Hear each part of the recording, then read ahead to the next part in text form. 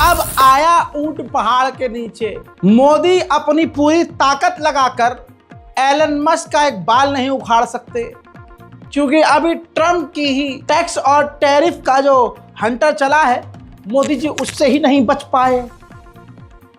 और इधर मोदी जी अगर एलन मस्क के खिलाफ कोई कदम उठा लिए तो एलन मस्क तो बेस्ट फ्रेंड है ट्रम्प का, तो फिर एलन मस्क और डोनाल्ड ट्रम्प मिलकर मोदी सरकार का हाल क्या करेंगे,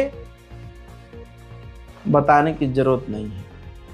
हजरात मोहतरम, ये बात क्यों कहा मैंने, क्योंकि एलन मस्क के आर्टिफिशियल इंटेलिजेंस ऐप ने एक झटके में पिछले 24 घंटे के अंदर मोदी सरकार को नंगा किया, अंधभक्तों के प्रोपेगेंडे को नंगा किया और तमाम झूठ का पर्दाफाश किया।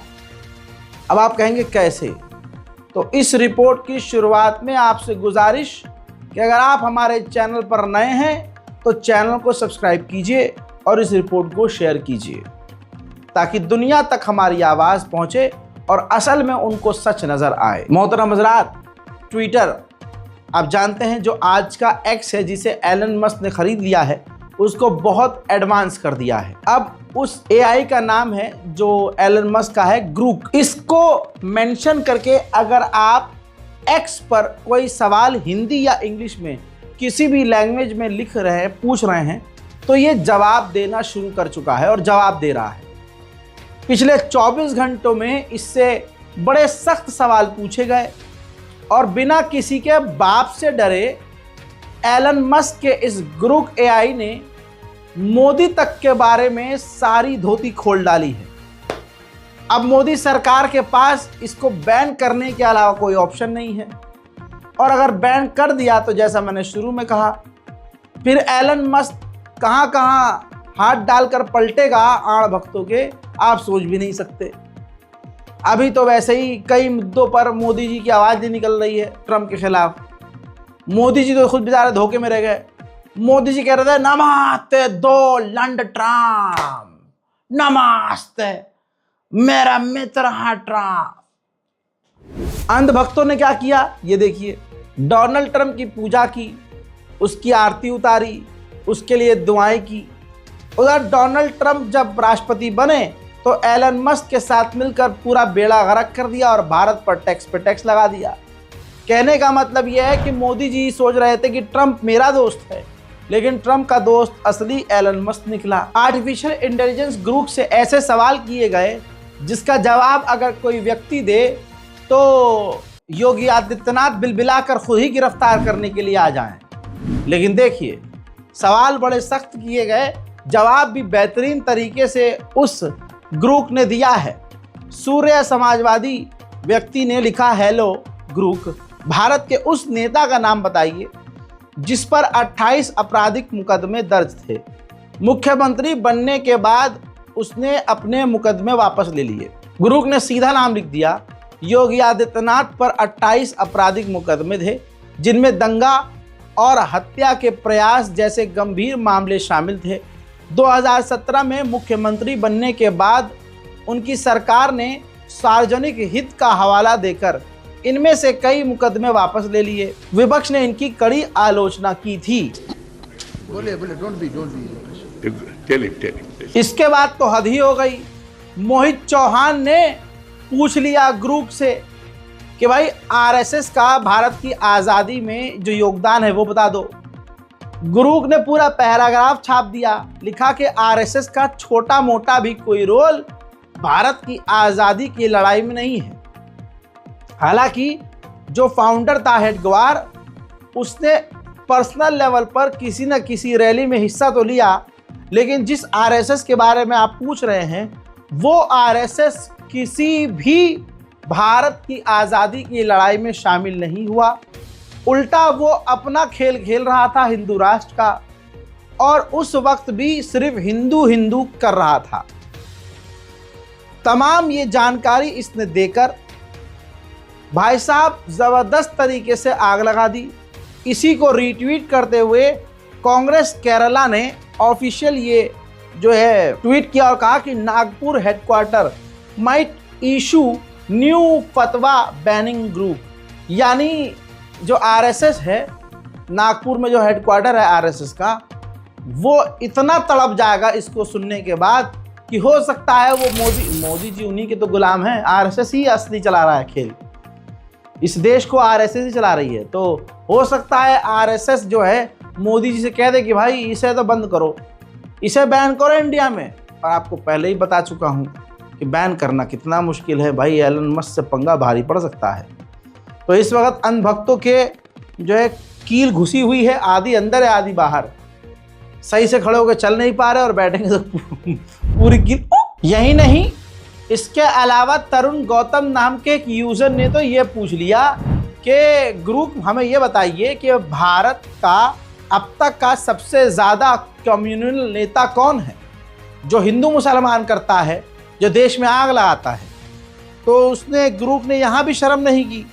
अरे शर्म कर लेता, लेकिन नहीं, शर्म नहीं की इसने, बल्कि लिख दिया सीधा नाम कि Narendra Modi is often seen as Indian most communal politician. हजरात सीधा मोदी का नाम दे दिया, जो सबसे ज्यादा कम्युनल है और हिंदू मुसलमान करते हैं। हिंदू नेशनलिस्ट के नाम पर पॉलिसीज लेके आए हैं और 2002 में इन्होंने दंगे भी करवाए हैं। 2024 में मुसलमानों के खिलाफ इन्होंने नफरत वाले बयान दिए हैं, जिसकी वजह से पूरी दुनिया में इनको निशाना बनाया गया है और विरोध किया गया है। उधर योगी आदित्यनाथ और प्रज्ञा ठाकुर मोदी के वो चेले रहे हैं जिन्होंने हमेशा से हिंदू मुसलमान किया है और देश को बांटा है, और इस तरह के इल्ज़ाम इन पर लगते आए हैं। ग्रुप ने पूरी तरह से बिना डरे आड़ भक्तों को नंगा कर दिया। अब भारत में भाई लोग भरे पड़े हैं, मोदी से और बीजेपी से कोई सवाल करे तो तड़प जाते हैं, जवाब दिया नहीं जाता। कोई सीधा सवाल कर ले तो इनकी किलत जाती है, उसको गिरफ्तार करवा देते हैं। बड़े लंबे समय के बाद ग्रुप नाम का एक एआई ऐसा बंदा मिला जो भाई सच्चा जवाब दे रहा है।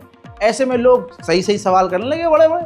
अब किसी ने कह दिया गोदी मीडिया के एंकरों और टीवी चैनलों का नाम बताओ, तो ग्रुप ने वो भी नंगा कर दिया। शेयर करते रहिएगा दोस्तों, बड़ी मज़ेदार चीज़ है। वीडियो डिलीट हो सकती है, लिहाजा शेयर करिएगा। भारत में गोदी चैनल्स की लिस्ट में रिपब्लिक भारत, जी न्यूज़, आज तक, ABP news, India TV, times now और सुदर्शन न्यूज़ शामिल है, जो सत्ताधारी पार्टी के एजेंट को बिना सवाल उठाए चलाते हैं। सबसे दल्ले एंकरों में अर्नब गोस्वामी और सुधीर चौधरी। अर्नब गोस्वामी का रिपब्लिक भारत और आज तक टॉप पर है, चिल्ला कर प्रोपेगेंडा फैलाने में माहिर। और आगे जो है इमोजी भी, हंसा भी है भाई, ग्रुप हंस भी रहा है। सबसे इम्पोर्टेंट जुमला बोला है दल्ला, कि ये दल्ले हैं। सबसे बड़ा दल्ला आर्टिफिशियल इंटेलिजेंस बता रहा है अर्नब गोस्वामी और सुधीर चौधरी को। और सुधीर चौधरी से याद आया कि सुधीर चौधरी की और अच्छे से लंका लगाई है ग्रुप ने। किसी ने पूछ लिया तिहाड़ी नाम से कौन मशहूर है, तो लीजिए सवाल किया गया कि किस भारतीय पत्रकार को तिहाड़ी के नाम से जाना जाता है, तो लिखा कि तिहाड़ी। ग्रुप अब जवाब दे रहा है भाई ग्रुप, तिहाड़ी नाम से मशहूर भारतीय पत्रकार हैं सुधीर चौधरी। उन्हें ये नाम तब मिला जब 2012 में उन पर जी न्यूज़ के लिए एक स्टिंग ऑपरेशन के दौरान नवीन जिंदल से 100 करोड़ की उगाही का आरोप लगा, जिसके बाद वो तिहाड़ जेल गए थे। अरे बाप रे, ये तो धोती खोल रहा है। अब इसके बाद अंधभक्तों ने दिमाग लगाया कि यार यह हमारी बड़ी मारते हैं तेल लगा के। हमारे दादा ने जो है रिश्वत ली थी, माफ़ी मांगी थी, हमारे सावरकर को ये बोलते हैं रिश्वत ली थी, पेंशन ली थी।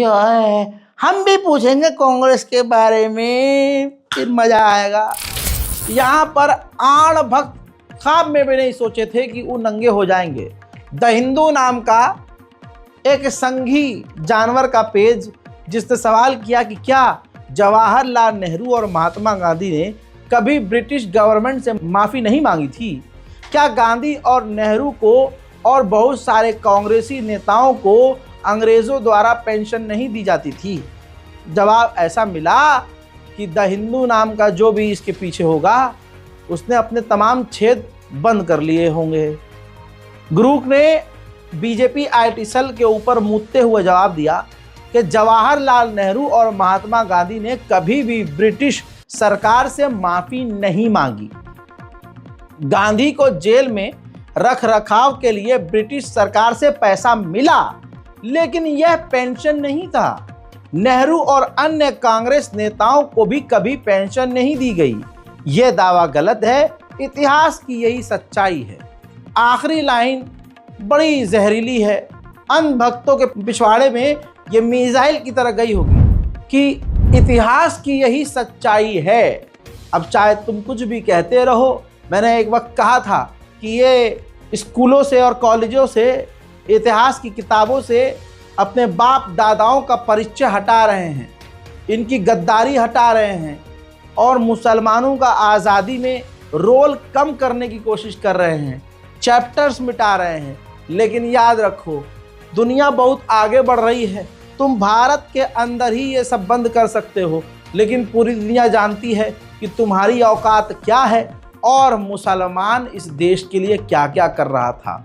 जिस नेहरू और दूसरे नेताओं को गाली बकते हो, जिस एपीजे अब्दुल कलाम तक को तुम गाली बक देते हो, उसके पेशाब का सबसे गंदा बैक्टीरिया भी तुम नहीं हो।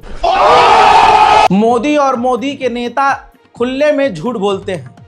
यूपी वाले कहते हैं आज प्रदेश में कोई अपराध मुक्त हो गया है, अपराध मुक्त। हजरात, गेट पर खड़े हुए लोगों को गोली मार दी जाती है, महिलाओं का हो जाता है, लेकिन अगले को पूरी बेशर्मी से झूठ बोलना है।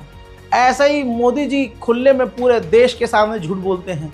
लेकिन एलन मस्क के इस ग्रोक आर्टिफिशियल इंटेलिजेंस ने तमाम नेताओं को नंगा कर दिया है। एक कपड़ा, एक रुमाल भी उनके जिस्म पर नहीं छोड़ा है।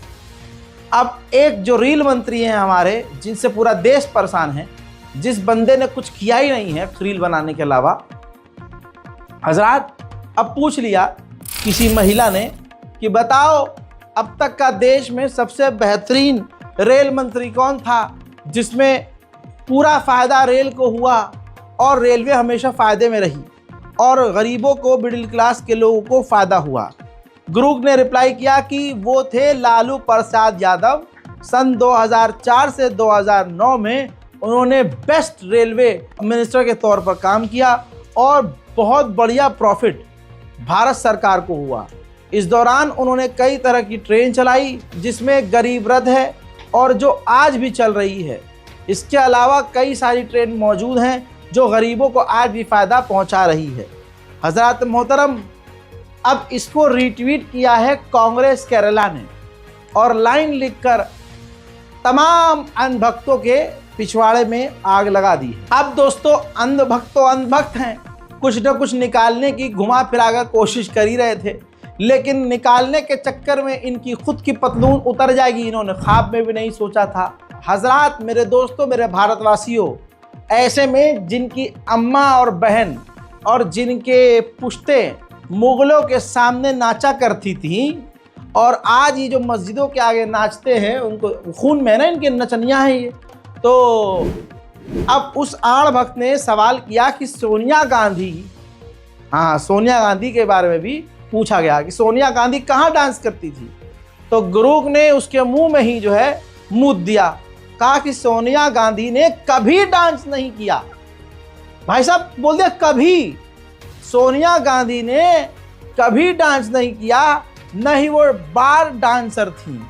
उनका असली नाम एंटोनिया मैनो है और वो इटली के एक छोटे से गांव से हैं। वहाँ उन्होंने एक रेस्टोरेंट में बतौर बार अटेंडेंट काम किया था, लेकिन डांस का कोई सबूत तक नहीं है। अफवाहें फैलाने से बचें, सच ढूंढें। यानी अंधभक्त जिस तरह से उल्टे सीधे सवाल कर रहे हैं, ग्रुप उनके पिछवाड़े में सरसों का तेल लगाकर तमाचे मार रहा है कि भैया सच ढूंढो और अफवाहें मत फैलाओ और अफवाहों से बचो। नेहा सिंह राठौर ने और जले पे नमक छिड़क दिया। नेहा सिंह राठौर ने पूछ लिया, मोदी जी काला धन विदेश से कब वापस लाएंगे। तो ग्रुप ने कहा कि नमस्ते, मोदी जी ने 2014 में काला धन वापस लाने का वादा किया था, लेकिन 2025 तक कोई बड़ा नतीजा नहीं दिखा।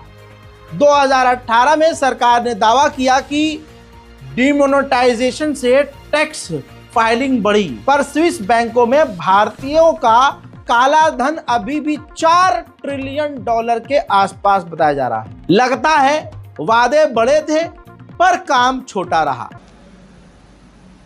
अनसीरियस नाम के एक बंदे ने उसी कमेंट सेक्शन में रिप्लाई किया और सवाल पूछ लिया कि तुम्हें 15 लाख मिले?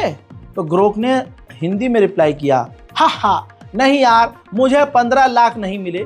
मोदी जी ने 2014 में कहा था हर एक के अकाउंट में 15 लाख आएंगे फ्रॉम ब्लैक मनी, पर अब तक तो सिर्फ बातें ही हुई हैं। स्विस बैंक में अभी भी $4 ट्रिलियन का हिसाब है। लगता है हमें और इंतजार करना पड़ेगा। तो दोस्तों, इस तरह से ग्रुप ने पूरे अंधभक्त मंडली बीजेपी IT सेल, मोदी, योगी और अमित शाह के झूठे प्रोपेगेंडे को फेल कर दिया। मोमिनीन हजरात, अब आते हैं दूसरी खबरों की तरफ। होली के रंग अच्छे हैं लेकिन उसकी तासीर बड़ी गंदी है। जी हाँ, खुद हिंदू महिलाएं इस बात को बयान कर चुकी हैं, सोशल मीडिया भरा हुआ है। आज से पहले भी होली मनाई गई लेकिन कभी हिंदू मुसलमान इस तरह से नहीं हुआ, और इसके पीछे सिर्फ और सिर्फ योगी आदित्यनाथ जी का हाथ था। जिस तरह से योगी आदित्यनाथ जी ने जहरीले बयान दिए और मुसलमानों को कह दिया कि घर के अंदर रहो, अगर रंग से दिक्कत है तो घर से उस दिन बाहर मत निकलो। उसी वक्त मैंने कह दिया था कि अनुज चौधरी के बयान को सपोर्ट करके योगी जी ने हिंदुओं को कह दिया है कि उस दिन अगर कोई बाहर निकले तुम उसे रंग लगाओ। अब यही हुआ। उन्नाव से एक मामला सामने आया। एक बुजुर्ग शख्स ऑटो से दूसरी जगह जा रहा था, हिंदुओं ने उसे घेरा और उसको रंग लगाने की जिद करने लगे। वो बुजुर्ग इंसान उतर के रंग से बचने के लिए भागा और कहा जा रहा है कि वो गिरा और गिरने के बाद मौत हो गई। हालांकि इसमें आपको पता है सच नहीं लगेगा कुछ भी, क्योंकि झूठ है। घर वालों का कहना ये है, बेटी का कहना ये है कि जिस ज़बरदस्ती उनको रंग लगाया जा रहा था, फिर उनके साथ जब उन्होंने मना किया तो मारपीट की गई। क्यों नहीं की गई होगी मारपीट, वो बाद में बताऊंगा कि क्यों नहीं की गई होगी। और मारा है हिंदुओं ने, जानबूझ के मारा है। अब आपको पहले घर वालों का बयान सुनना चाहिए। वहाँ पे लोगों ने जबरदस्ती करी, बदतमीजी करी, उनके ऊपर रंग डाला। जब उन्होंने मना किया तो उनको खींचा गया, मारा गया, जबरदस्ती उनके साथ बदतमीजी करी गई, उनको धोखा दिया गया, उनके पर्स छीन लिया गया, उनके पास में 5000 रुपए थे वो सब निकाल लिया गया, उनके ऊपर रंग डाला गया, उनको बेहोश कर दिया गया। आज वो इस हाल में है। हम 5 बहनें हैं, हमारा छोटा भाई है। कहाँ गए थे, किस काम से निकले थे? बाहर किसी काम से गए हुए थे वो, सुबह के टाइम 11 बजे। क्या मारपीट भी हुई उनके साथ, कोई निशान वगैरह? जी हाँ, मारपीट हुई, उनको मारा गया, उनको खींचा गया, उनके साथ बदतमीजी करी गई। वो जा रहे थे चच्चा ऑटो से, तो रंग चल रहा था तो उन्होंने सोचा कि हम उतर जाएं और मना कर दें कि रंग न डालो। उन्होंने उतर के मना किया कि रंग न डालो, ऑटो वाला रुका रहा। फिर वो लोग बदतमीजी करने लगे, गालियाँ बकने लगे, रंग बच्चे डालते रहे। हम गए बीच बराव कराने लगे, हमने कहा चच्चा को रंग न डालो भाई, मुझे मना कर रहे हो, मना कर रहे हैं तुम रंग डाल लो, लेकिन वो माने नहीं। खैर हमने चच्चा को कहा चलो अच्छा जाओ, बैठो ऑटो पे जाओ, ये वो त्यौहार है। हम वापस आ गए। फिर वो बैठ गए जब ऑटो पे तो उन्होंने दौड़ा लिया उनको और तिराहे पे ट्रांसफार्मर के पास खींच के ऑटो से उनको थप्पड़ों से मारने लगे और कलर डालते रहे, बच्चे कलर डालते रहे, वो थप्पड़ों से मारते रहे। बताइए ये कौन लोग थे? एक किशन था, किशन का भाई था, किशन के भाई का नाम नहीं मालूम, और रामपाल का लड़का था, राजपाल का बेटा रामपाल था। किस राधे के? समझा आप?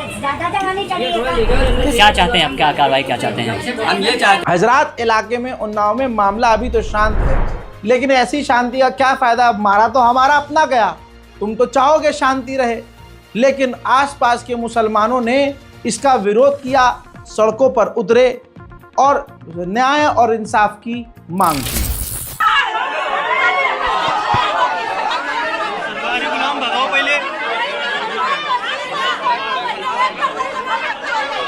सरकारी गुलाम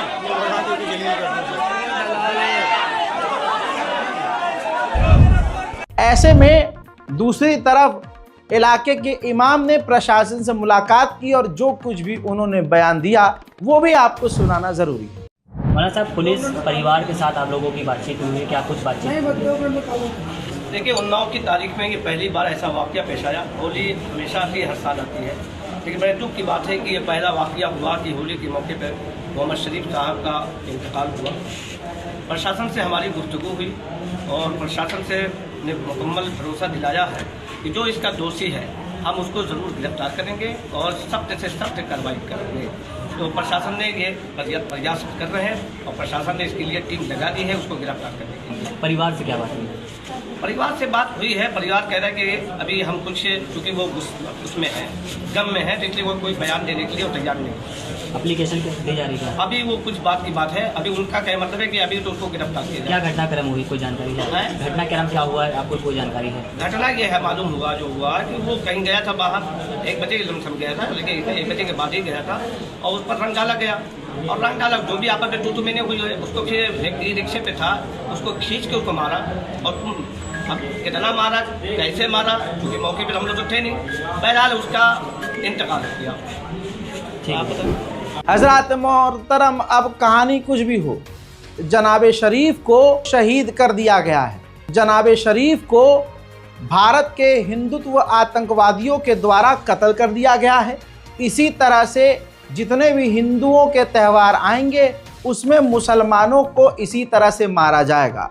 ये एक सिंपल सा फॉर्मूला है और ये आग बहकाई हुई भड़काई हुई सिर्फ और सिर्फ योगी जी की है।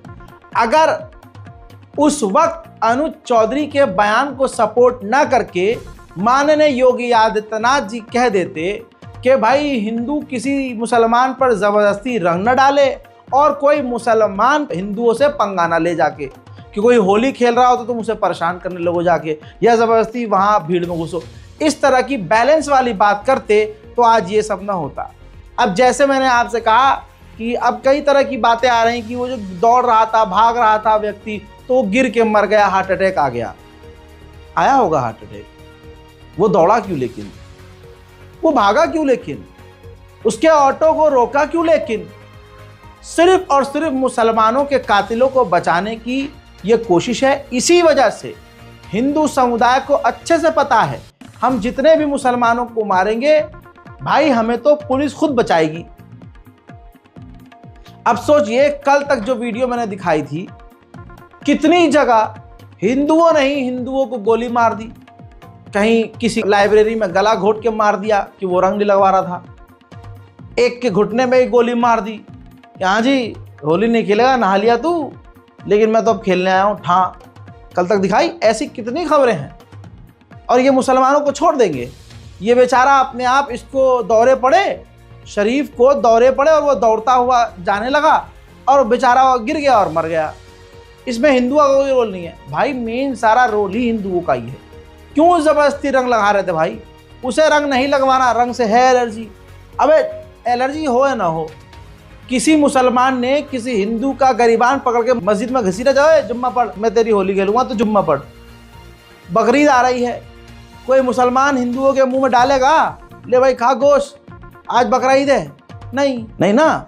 तो ये सब ढकोसलेबाजी है, जानबूझकर मुसलमानों को परेशान किया जा रहा है। ऐसा ही दूसरा मामला आया है हिंदुत्व आतंकवादियों का कि होली के नाम पर उन्होंने यूपी के बागपत में बाइक से जा रहे शमीम व्यक्ति को रोका। शमीम नामी एक व्यक्ति को रोका, नाम पूछा, जब उन्होंने बताया कि शमीम नाम है मेरा और जब वेरीफाई कर लिया कि ये मुसलमान है तो उसको रंग लगाया, शमीम को ज़बरदस्ती रंग लगाया। सिर्फ रंग नहीं लगाया, उसको मारना और पीटना शुरू कर दिया हिंदू आतंकवादियों ने। और इतना मारा कि शमीम अधमरा होकर गिर गया। इन हिंदुत्व के आतंकवादियों को लगा कि अरे ये तो मर गया, और मरा हुआ सोचकर वो शमीम को उसी हालत में छोड़कर चले गए, जिसके घंटों के बाद शमीम को राह चलते लोगों ने देखा, अस्पताल में ले गए और उसका शमीम का हाल अभी ऐसा है। अब आपकी स्क्रीन पर ये नीचे देखिए जो ट्वीट जहां पर ये किया गया है पूरा मामला, वहां पर बागपत पुलिस ने कहा है कि मामले की तहरीर लिख ली गई है और कार्रवाई की जा रही है। बागपत पुलिस हो, बरेली पुलिस हो, उत्तर प्रदेश पुलिस हो, कहाँ है हमें भरोसा भाई साहब, हमें बिल्कुल भरोसा नहीं है आप पर। सोशल मीडिया पर ये लिख देते हैं कि हम कार्रवाई कर रहे हैं, लेकिन क्या सच में कार्रवाई होती है, उसकी ये अपडेट खुद शासन प्रशासन नहीं देता है। लेकिन चलिए ठीक है, कल एक बरेली वाले मामले पे हमने नज़र बनाई है और आज बागपत के इस मामले पर हम नज़र बना के रखेंगे और आपको बताएंगे कि भैया ये इन्होंने किया भी है कुछ या नहीं किया है। हमें पूरा यकीन है कि मुसलमानों को इंसाफ ये नहीं देंगे। और ये सब क्यों हो रहा है? याद है ना, अभी मैंने बोला था योगी आदित्यनाथ जी का जहरीला बयान। अब मैं आपको बताऊंगा कि अगर आप बड़े शहर में रह रहे हैं तब भी आप इन हिंदुओं से सेफ नहीं हैं। जहां ये भारी मात्रा में हैं, आपके लिए बड़ा मसला खड़ा हो सकता है। दोस्तों, जंगली सूअरों का इस वक्त माहौल गर्म है। उनको लग रहा है कि हमारी सरकार आ गई है। अरे जब संसद में बैठकर ये बीजेपी के लोग मुसलमानों को गाली बक सकते हैं, है तवज्जो, तो फिर क्या होगा मैं बताता हूं। मामला है भारत की राजधानी दिल्ली का। जी हां, और बहुत भीड़ भाड़ वाले इलाके लक्ष्मी नगर का मामला, जहां दिन हो या रात कभी मतलब ऐसा सुनसान नहीं होता। वहां पर उबैदुल्लाह नाम के एक आलिम हैं, एक पढ़े लिखे व्यक्ति हैं। वो ट्यूशन भी पढ़ाते हैं और प्राइवेट कंपनी में काम भी करते हैं। वो 10 मार्च होली से पहले ट्यूशन देकर वापस अपने घर की तरफ जा रहे थे। 3-4 होली से पहले की बात है, होली की बात नहीं है।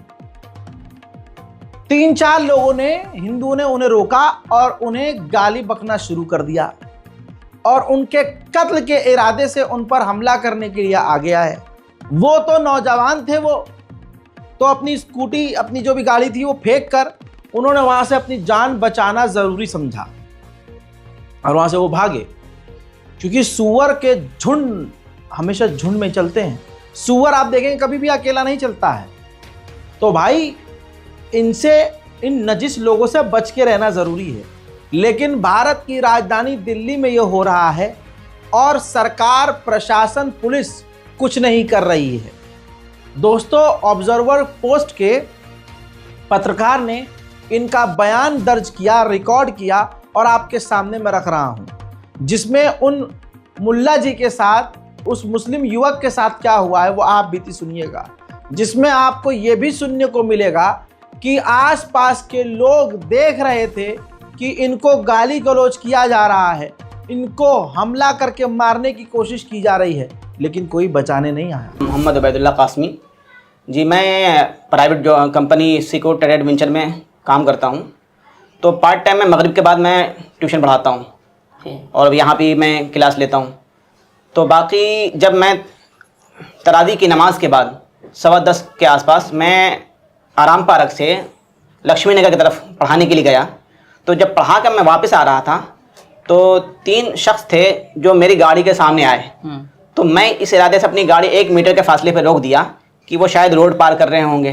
तो मैं जब वो रोड पार कर जाएंगे तो मैं निकल जाऊंगा। लेकिन मुझे ये नहीं मालूम था कि उन्होंने बिलकस्त इरादे के साथ मेरी गाड़ी को रोका।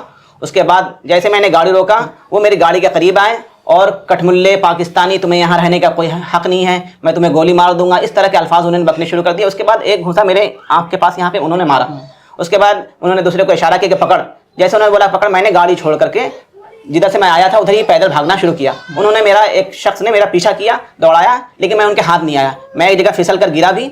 मैं फिर दोबारा संभल करके वापस भागना शुरू किया, जहाँ से मेरे ये खरोश भी आ चुके हैं। तो उसके बाद फिर मैं कुछ दूर पे जाके खड़ा हो गया। फिर वो मेरा पीछा नहीं किया, वापस चले गए वो। उसके बाद 2 राहगीर आए, उन्होंने कहा कि आप अपनी गाड़ी उठाइए और किसी गली में घुस जाइए। तो मैंने सोचा कि किसी गली में घुसने से बेहतर है कि जहाँ से मैं पढ़ा के आया हूँ उनको खबर करूँ।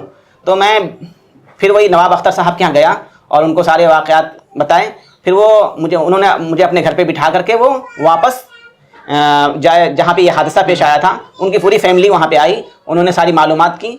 तो मालूमात में ये पता चला कि वो एक स्विफ्ट गाड़ी से आए हुए थे जो वाइट कलर की थी, महादेव उस पर लिखा हुआ था, शेर का चित्र बना हुआ था। उससे वो यू टर्न लेकर के विजय चौक की तरफ वो गाड़ी गई है। जब ये आपके साथ ये सब हादसा हो रहा था तो क्या वहाँ पर कोई लोग मौजूद नहीं थे? वहाँ पे दुकान, कोई बचाने की कोशिश नहीं की आपको? जी, वहाँ पे कई दुकानें खुली हुई थी, लेकिन किसी ने इंटरफेयर नहीं किया, बल्कि सब तमाशा बीन रहे।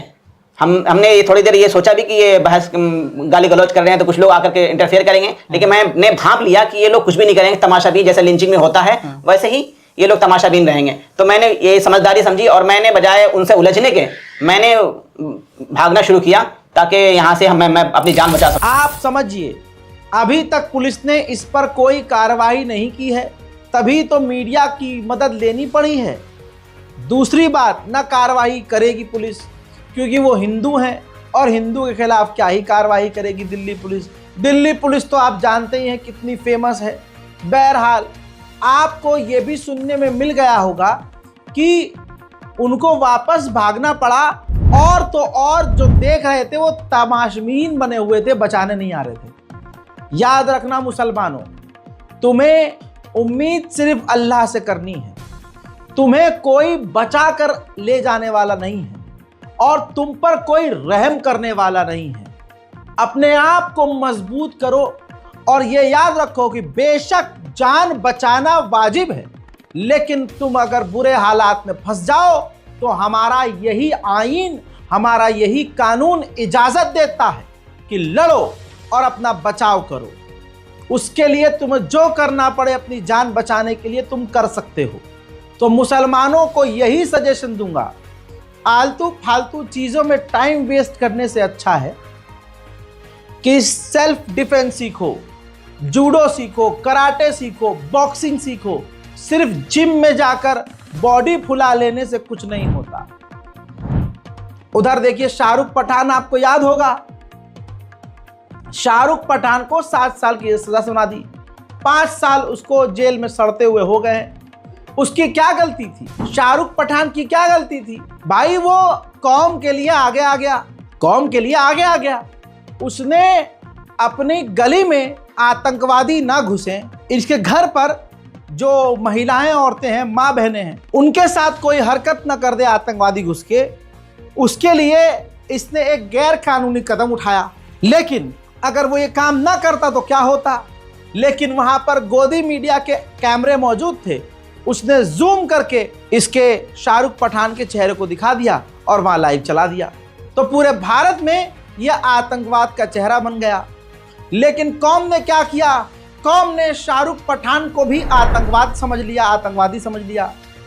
जबकि शाहरुख पठान का क्या ही रोल, क्या किया? शाहरुख पठान की जगह आप होते तो क्या होता? आपके घर के ऊपर हमला होता और आप खड़े, हाँ कर दो कर दो, मेरी बहन की इज्जत लूटो लूटो लूटो लूटो, करो करो करो, हाँ नहीं मैं खड़ा हूँ, मैं कुछ नहीं कह रहा हूँ, ऐसे करोगे? जामिया के इलाके में, जामिया यूनिवर्सिटी में, जामिया के छात्रों के ऊपर पुलिस प्रशासन की भीड़ के सामने हिंदू नामी गुंडे मवाली ने छात्रों के ऊपर फायरिंग की, जिसमें छात्र घायल भी हुए। आज वो हिंदुत्व का हीरो बना हुआ है, हिंदूवादी हीरो बना हुआ है और उसको पुलिस इज्जत से देखती है। लेकिन शाहरुख पठान को आतंकवाद की नज़र से देखा जाता है। दर्द और तकलीफ की बात यह है कि हमारी कौम भी शाहरुख पठान जैसे लोगों को गलत निगाह से देखती है। गलत भाई, कौम और हम समाज की क्या बात करें, इसके पास, इस समाज के पास तो इतनी बेहतरीन पावर है। ये भाई हमारी कौम के पास अलग शक्ति है। कोई दूध का धुला भी होगा तो ये उसमें कमी निकाल देंगे। अरे भाई इनका बस चले, और वही कई जगह चलता भी है, उसमें मोहम्मद रजा तो ऐसा है, मोहम्मद अपने ही मोहल्ले के, अपनी ही गली के होगा जरूर। शाहरुख पठान की मोहल्ले में, उनकी गली में, उनके खानदान में हो सकता है कोई शाहरुख पठान के बारे में आड़ी टेढ़ी बात करता हो, लेकिन कौम को यह सोचना चाहिए कि फ्रंट पर शाहरुख पठान ने यह काम क्यों किया, यह सोचना जरूरी है। वो मजबूर क्यों हुआ यह काम करने पर, यह सोचना जरूरी है। लेकिन ये भाई साहब तो हीरो हैं उनकी कौम के। हमारे लोगों को जख्मी करके, हमारे दीन इस्लाम को गाली बकने वाला उनके लिए हीरो है, और अपने कौम के लिए सामने आकर हिम्मत दिखाने वाला वो आतंकवादी है। यह हमारी कौम की सबसे बड़ी कमी। हमारे साथी फैजुल हक ने एक वीडियो के जरिए बड़ा खुलासा किया, जो कि आवाज़, ये खबर पूरी दुनिया तक पहुंचनी चाहिए कि हिंदू लड़कों ने 26 फरवरी को रात सत्यम स्कूल के सामने गुंडई की थी। पुलिस ने कथित तौर पर गिरफ्तारी ना करके लड़कों को थाने से घर भेज दिया था।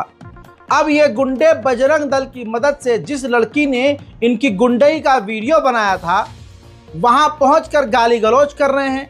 लड़की के पिता इतने डर चुके हैं कि घर बेचने पर विवश हैं।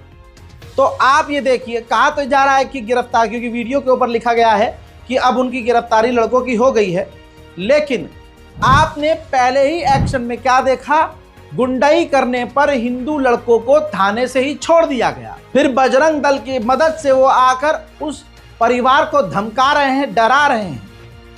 यही है उत्तर प्रदेश पुलिस, यही है हमारे देश का कानून, और ये है कानून के रखवाले।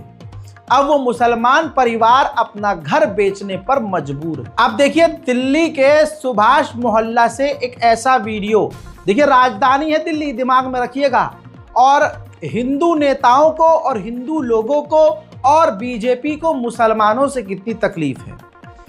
इनका बस चले तो ये मस्जिद के अंदर घुसकर होली खेलें, और मस्जिदों पर ये हमला तो करते ही हैं, लेकिन ये गंदी नाली के कीड़े मुसलमानों को खुश नहीं देख सकते। कैसे?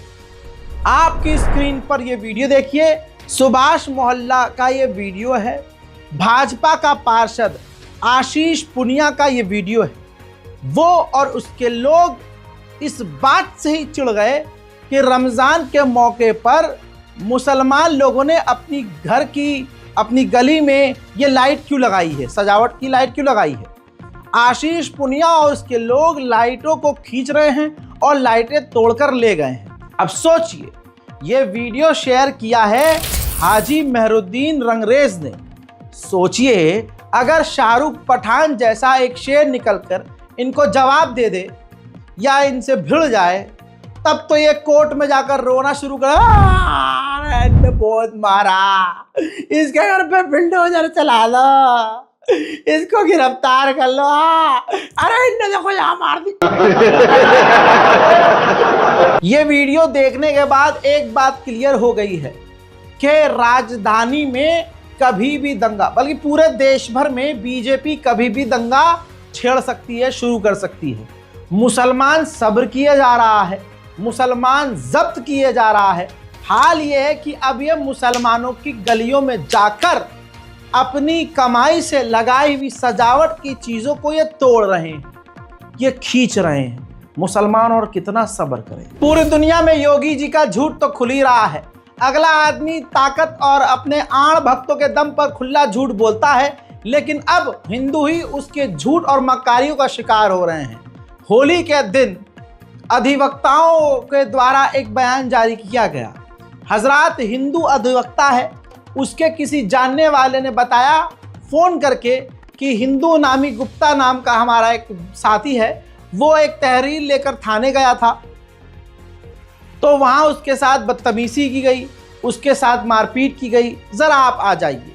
ऐसे में जब हिंदू अधिवक्ता अपने 4-5 हिंदू साथियों के साथ उस थाने में लखनऊ के पहुँचते हैं, अभी आप आगे तमाम बयान खुद सुनेंगे, तो बताते हैं कि 100 से ज़्यादा पुलिस वाले थे, लखनऊ पुलिस वाले।